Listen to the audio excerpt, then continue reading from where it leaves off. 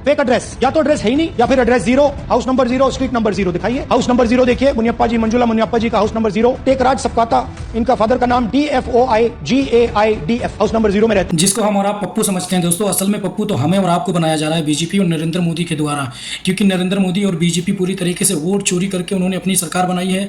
अतः नरेंद्र मोदी पीएम बने हैं तो वोट चोरी करके बने हैं, ये राहुल गांधी का कहना है।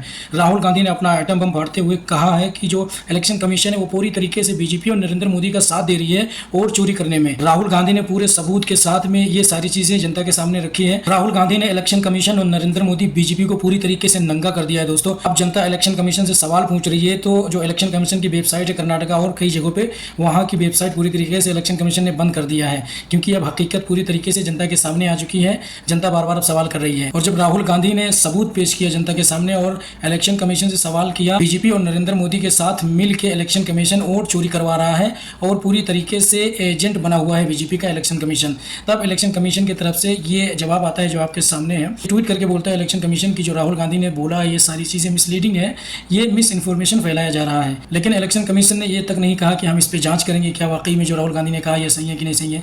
ये सब बोलने के बजाय डायरेक्ट उन्होंने मिसलीडिंग और मिस इन्फॉर्मेशन फैलाने वाला बात बोल दिया।